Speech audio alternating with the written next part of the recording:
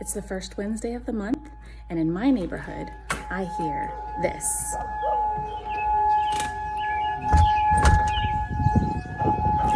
That is a tornado siren, but there's no tornado.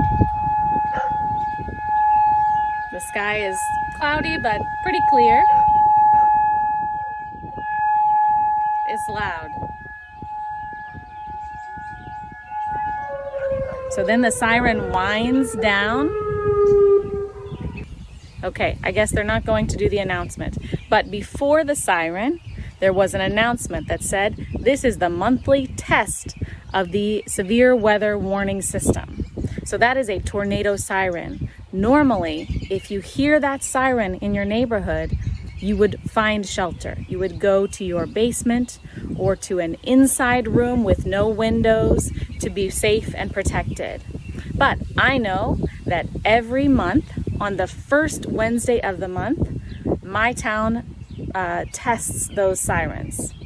So that was just a test.